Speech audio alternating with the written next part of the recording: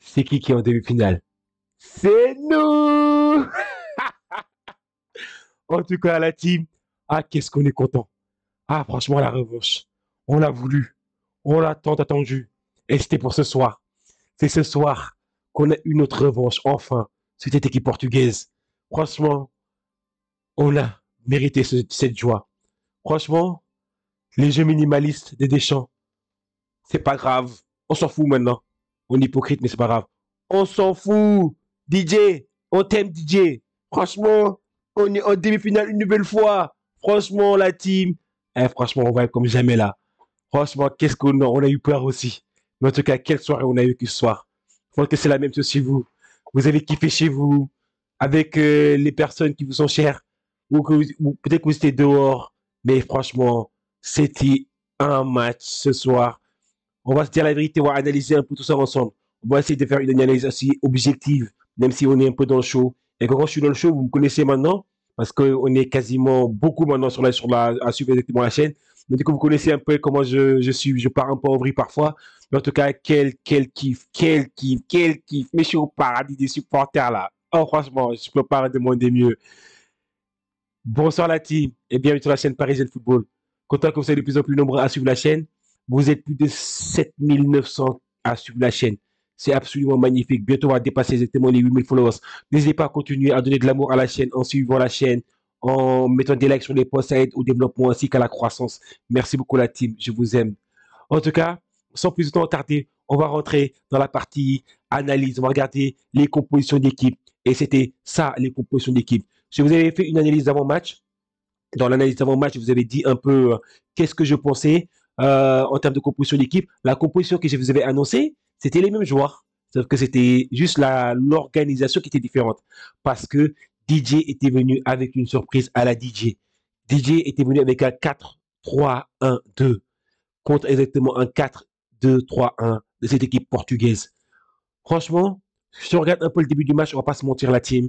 Franchement, le début du match était laborieux, était ennuyeux. On s'est fait chier. Franchement, les deux équipes, quand vous avez vu exactement l'engagement, dès que l'équipe de France a fait un engagement, ils sont partis derrière. Donc du coup, ça montrait un peu comment est-ce que on voulait conserver la balle, on était franchement dans un round d'observation de part et d'autre. C'est composition d'équipe pour DJ. Aujourd'hui, c'était un 4-3-1-2 qui était essentiellement Mike Maignan. La défense, on ne touche pas une défense telle que la défense d'équipe de France. Elle est solide. Elle n'a concédé aucun but dans le jeu. C'était du Théo Hernandez à gauche, droite Koundé, en défense centrale Saliba ou Pamecano. Un milieu à 3 avec Kamavinga, Chouameni et Kanté. Et devant eux, en tant que numéro 10 qui est un peu libre, Griezmann, qui était accompagné au poste d'avant de Kylian Mbappé ainsi que de Randal Colomwani. Cette équipe du Portugal, on va l'analyser très rapidement, mais c'est assez difficile de faire une analyse sans pourtant exactement analyser les deux en même temps parfois. Parce que il y avait une certaine réciprocité dans le jeu entre l'équipe du Portugal et l'équipe de France. L'équipe du Portugal était arrivée avec un 4-2-3-1 avec des joueurs qui étaient très offensifs. Donc, du coup, tu te disais, en début de match, tu te dis, bah, écoute, on va vibrer ce soir. Franchement, l'équipe de France a mis des éléments assez offensifs, même si éventuellement il y a des doutes sur certains joueurs. Mais cette équipe du Portugal, elle avait fière allure avec Costa au but, qui avait sorti une performance absolument XXXL au penalty, 3 penalties arrêtés sur le dernier match. Il y avait Cancelo qui évolue exactement sur le couloir droit, Mendes sur le couloir gauche, Diaz et Pepe dans l'axe, Vitinha, Palinha exactement qui était en tant que milieu def, milieu offensif droit, c'était Bernardo Silva. Milieu offensif gauche, c'était Rafael Leao. Et en milieu offensif central, plutôt, c'était Bruno Fernandez. Et devant, c'était Cristiano Ronaldo. Équipe qui avait fait fière allure sur le papier. Hein. Mais franchement, on va analyser très rapidement cette équipe du Portugal. Franchement, cette équipe du Portugal, elle était venue, elle avait aucune intention de jeu au début. Elle avait peur. Elle avait très peur, cette équipe de France. Ils avaient peur de nous. Ils étaient inquiets. Ils nous avaient même pas attaqué. À chaque fois qu'ils observaient les attaques exactement de cette équipe portugaise, il y avait qui devant? Ils avaient laissé Leao, Cristiano Ronaldo tout seul devant. Le reste, ils faisaient quasiment que défendre. C'était absolument fou et incroyable à voir parce que tu te dis, mais avec un tel talent offensif, pourquoi vous avez choisi exactement d'avoir une équipe offensive si vous n'attaquez pas? En fait, c'est une chose que je me suis posé la question. En fait, je me suis dit, bah, écoute, ça c'est bizarre cette composition du Portugal. Donc, du coup, tu avais l'impression que cette équipe était un peu coupée en deux, avec Leao, Ronaldo qui défendait pas, ou Leao qui revenait exactement sur le couloir pour donner un petit coup de main à Mendes. Il a fait beaucoup de fois à un moment donné. Mais sur les phases offensives, il n'était pas accompagné, Cristiano Ronaldo, ainsi que Leao. Du coup, c'était très, très esselé. Bruno Fernandes, il revenait plutôt exactement en tant que milieu central plutôt que d'être en tant que milieu offensif. Bernardo Silva avait tendance à plus venir donner un petit coup de main du côté de Cancelo. Vitinha, on l'a jamais vu, alors, surtout dans la première mi-temps, on l'a jamais vu exactement tel que le Vitinha du Paris Saint-Germain qui se projette vers l'avant, qui, qui, qui offre exactement des belles passes en profondeur. On a très rarement vu le Vitinha du Paris Saint-Germain.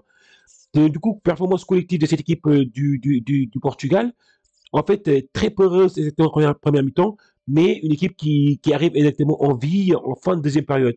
Où est-ce qu'elle commence à se projeter vers l'avant, elle commence à montrer un peu, montrer les crocs.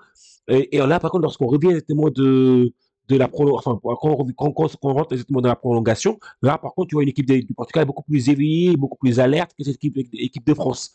En tout cas, performance pour moi, désolé, hein, parce que franchement, je sais que c'est une légende, Cristiano Ronaldo, mais performance assez désastreuse pour moi de Cristiano Ronaldo. Franchement, Cristiano Ronaldo, franchement, économise-toi exactement, franchement. Laisse les jeunes. T'as plus le niveau, Cristiano. On se dit la vérité. T'as été un joueur fabuleux, t'as été une légende. Mais t'as plus le niveau. T'as plus le niveau. Laisse. Faut t'avoir laissé la place maintenant. Regarde, même les coups francs, tu sais pas les tirer. Et tu veux t'imposer et faire le mec qui tire les coups francs. Franchement, on kiffe tous le Cristiano qui marquait parfois des coups francs, mais combien de coups francs t'as marqué récemment? Il a marqué aucun coup franc. Cristiano, il faut savoir tourner la page. Tu as été une légende du football, tu as été une personne aimée dans le football. Et franchement, ça fait même mal au cœur de te voir jouer comme ça maintenant, Cristiano Ronaldo. Parce que tu mérites pas ça, Cristiano. Prends ta retraite. Tu te dis oui, tu veux encore jouer la prochaine Coupe du Monde, mais tu mérites pas, Cristiano. Quand tu as fait autant pour le football, tu peux pas aller jouer exactement la prochaine Coupe du Monde. Franchement, Cristiano. Soyons raisonnables. Oh, franchement, prends ta retraite. Moi, je te recommande, prends ta retraite, franchement, hein. Laisse la place au gel parce que je pense que cette équipe du Portugal est beaucoup plus talentueuse sans Cristiano Ronaldo parce que cette équipe du Portugal est jouée à 10, hein, pour moi. À part une occasion qu'il a pu avoir, mais qu'il place complètement à côté, cette équipe du Portugal, pour moi, elle est jouée à 10. À part ça, franchement, pour la performance collective de l'équipe du Portugal qui était assez moyenne pour moi, en tout cas. Et maintenant, on va passer directement à ce qui nous intéresse, c'est-à-dire notre équipe de France. Notre équipe de France, comme je vous ai dit, là, je vous ai déjà donné la composition. Franchement, une performance collective qui était un peu dans la continuité de ce qu'on a vu durant tout l'Euro. Un manque d'efficacité qui était criant. Un manque d'efficacité qui fait peur. Un manque d'efficacité qui est absolument incompréhensible. Franchement, Théo Hernandez, franchement, la défense, c'est vraiment des rocs. La défense, c'est vraiment, franchement, je sais même plus quoi dire de la défense de l'équipe de France, en fait. Ils sont, ils sont, en fait, ils sont faits pour jouer ensemble. Dans la complémentarité, dans le don de soi, la générosité, la couverture. Franchement, ce que tu vois exactement de Saliba, franchement, c'est un défenseur, mais de grande qualité. Je vous l'ai dit avant l'Euro. Je vous l'ai dit aussi lorsqu'on lui a donné exactement la liste. Je dis Saliba, il doit être titulaire. Alors qu'à ce moment-là, il joue sur le banc touche. Moi, je voulais voir exactement Saliba avec Konaté. Mais Konaté, malheureusement, il n'est pas en forme. Mais Konaté et Saliba, c'est en fait une défense qui devrait être solide en équipe de France. Mais Upamecano, il a fait le travail, franchement. Upamecano, rien à dire. Je pense qu'avec Saliba, il doit être rassuré d'être avec Saliba. Koundé, Koundé, il a passé une soirée, mais compliquée quand même, hein.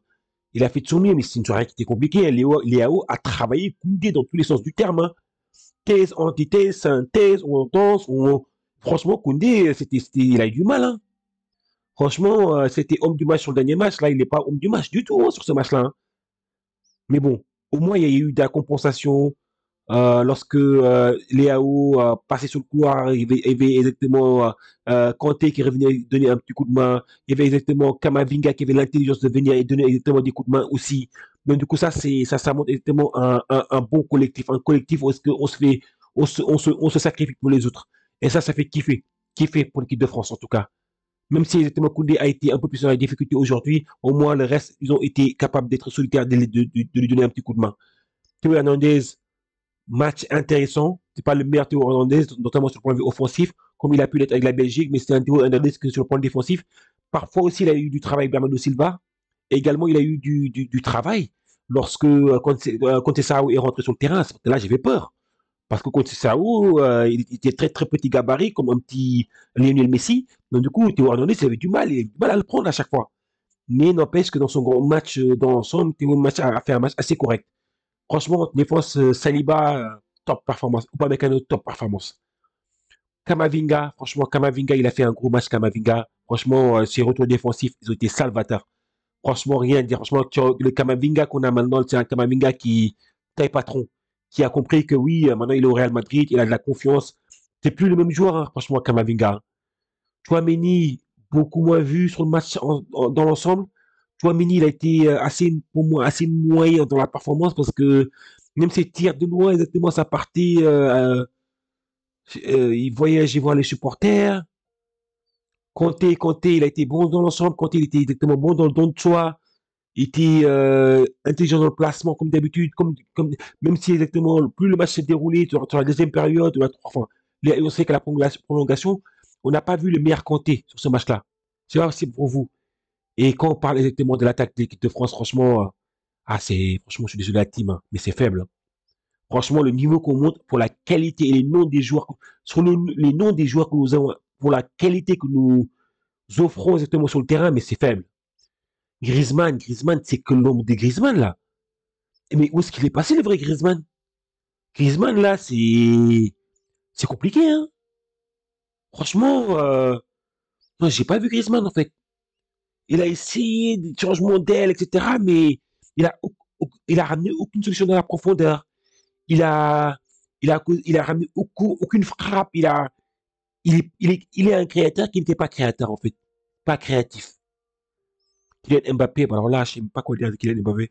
Je pense que si l'équipe de France, enfin, si l'équipe du Portugal a joué à 10 sans Cristiano Ronaldo, nous, on a joué à 10, je peux même dire à 9. Parce que Griezmann n'était pas là, mais Kylian Mbappé, c'est encore pire. Mais Kylian Mbappé, je me dis même que peut-être que l'équipe de France doit jouer sur Kylian Mbappé actuellement. Depuis le début de l'Euro, je ne sais pas où est-ce que vous l'avez vu, mais Kylian Mbappé, j'ai l'impression que, wow, qu'avec le Paris Saint-Germain, que ce qu'il a fait avec le Paris Saint-Germain, ça se retranscrit avec l'équipe qu'il fait en équipe de France. Certains me diront, oui, il est blessé, il a pris un coup, etc. Moi, je vous dis, exactement, j'ai vu Kylian Mbappé au Paris Saint-Germain. Franchement, cette année, c'est exactement ça qu'on a eu, en fait, avec le Paris Saint-Germain, avec Kylian Mbappé. Il marquait exactement par-ci, par-là, sur des pénaltys, sur éventuellement des actions, où est-ce que, mais tu sens que dans le jeu, il n'apporte que dalle, que dalle. Et je pense que c'est triste à voir, hein. J'avais même de la peine. Moi, je suis supporter parisien, je suis en colère contre Kylian Mbappé par rapport exactement à tout ce qu'il a fait, ses agissements, les contrats, renouvellement, par renouvellement. Mais je vous épargne exactement ce sujet de conversation. Mais je suis passé de la colère à avoir de la tristesse pour lui, en fait. Parce que on aime quand même notre équipe de France et quand on voit Kylian Mbappé performer de la sorte, franchement, c'est un peu choquant quand même, hein. En fait, c'est le capitaine, mais j'ai l'impression que en fait, quand le capitaine il baisse les bras comme ça, comme Kylian Mbappé a baissé les bras, ça envoie un mauvais signal à ton équipe, en fait. Les gens se disent, ben oui, pendant punaise, on est dans le dur aujourd'hui, parce que le capitaine, même lui, il est dans le dur, il a baissé la tête, etc. Donc, du coup, moi, je pense pas que Kylian Mbappé devrait être capitaine de l'équipe de France. Moi, je pense que ça doit être un autre joueur qui devrait être capitaine de l'équipe de France, comme Griezmann, quelqu'un d'autre. Parce que peut-être que Griezmann aussi, on l'a mis dans le coup en ne lui donnant pas exactement ce brassard de capitaine. Et Kylian Mbappé, avec son ego, franchement, parfois, exactement quand il réussit pas, donc du coup, ça se voit, il y a son langage corporel qui parle. Et donc, du coup, ça affecte exactement les autres joueurs de l'équipe. Et quand Randall Colomwani, malheureusement, il n'est pas doué avec ses pieds. Désolé, désolé. Mais, euh, mais au moins, don de soi, il a fait don de soi. Franchement, il n'y a rien à dire. Franchement, Colo, j'étais, dans la dernière vidéo, je m'étais un peu réconcilié avec toi, mais j'avoue que franchement, don de soi, franchement, il n'y a rien à dire. Randall, il a fait don de lui-même. Il a couru partout sur le terrain, il a essayé de compenser, il a essayé de, même si parfois exactement il avait des problèmes. Malheureusement, ça frappe déviée par le défenseur Ruben Diaz, mais franchement, ça frappe là, c'est qu'elle est partie au fond, hein. En tout cas, performance collective, franchement, heureusement qu'on a aussi ramené également du sang frais Avec, moi, j'étais un peu surpris par la sortie de Kamavinga. Je sais pas exactement s'il est sorti pour d'autres raisons, mais j'étais hypé par la rentrée de Bradley Barcola. Je me demande même si Bradley Barcola, il devrait pas être titulaire à la place de Kylian Mbappé pour moi, hein, franchement. Je sais pas ce que vous en pensez. Peut-être que je vais me faire taper dessus. Mais franchement, Kylian Mbappé que je vois actuellement depuis le début de l'Euro, c'est affligeant. Et franchement aussi, Dembélé, il fait une entrée. Franchement, Dembouz, il a fait du Dembouz, quoi. Dembélé, c'est parfois exactement, il fait une entrée, mais le problème de Dembouz, c'est la finition comme d'habitude. Sa finition, elle est mauvaise comme d'habitude. Zéro sa finition. Et malheureusement, je pense pas que ça va s'améliorer avec le temps. Malheureusement, il est le joueur qu'il est. Donc, du coup, c'est-à-dire qu'un jour, il va te marquer un but extraordinaire, il va te faire mettre ton clapet. Mais après, il va te faire 10 matchs où est-ce qu'il va mettre, il va tirer exactement sur les nuages, en fait. Malgré qu'une de ses frappes touche un peu l'équerre, mais c'est un peu les mêmes types de frappes à chaque fois. Ah, la pauvreté offensive de notre équipe de France. Quelle pauvreté offensive, quand même. Quelle tristesse. Franchement, j'espère que le meilleur reste à venir. Parce que quand même, cette séance de tir au but. Ah, waouh. Cette séance de tir au but. Franchement, moi, j'ai eu peur. Je vais pas vous mentir à la team, j'ai eu peur. Moi, je pensais qu'on allait perdre au tir au but. Je vais pas, moi, je vous dis la vérité. J'ai pensé qu'on allait perdre au tir au but. Parce que je voyais les joueurs qui restaient sur le terrain. Je me dis, il n'y a aucun joueur qui est doué, habile techniquement avec le ballon. À part Barcola, Ousmane Dembélé, on l'a analysé juste un peu avant par rapport à la finition. Mais encore là, c'est un penalty, ça va. Mais franchement, quand même, j'étais impressionné par la capacité et la gestion que nous avons eu du penalty. Nous sommes qualifiés en demi-finale de l'Euro 2024. Qu'est-ce qu'on est hypé la team. Qu'est-ce qu'on est hypé la team. On l'a voulu. Cet Euro, on l'a voulu. Et on se rapproche du but. On se rapproche de la coupe. En tout cas, je ne sais pas si moi la prendre parce que le prochain match va être difficile. Comme vous le savez, je vous montre un peu les prochains adversaires. Et là, on sait directement qu'on va jouer contre l'Allemagne pardon, l'Espagne pardon a battu l'Allemagne. Donc du coup, ça va être un France-Espagne. Franchement, quel match excitant. On a hâte d'y être. On fera une petite analyse d'avant-match. Allez les Bleus, merci pour tout. Merci d'avoir fait battre nos cœurs aujourd'hui. Merci de nous avoir fait kiffer notre soirée, la team. Franchement, vous nous avez fait plaisir. Vous nous avez fait vibrer. Vous nous avez fait passer une soirée absolument incroyable dans un contexte absolument difficile. Donc du coup, merci du fond du cœur, la team. Et on se donne rendez-vous, la team, en demi-finale. N'hésitez pas à suivre la chaîne, c'est important. Mettre un petit like, parce que ça aide. Merci pour tout votre amour, la team. Parce que vous faites kiffer, vous me donnez envie de faire encore de plus en plus de live.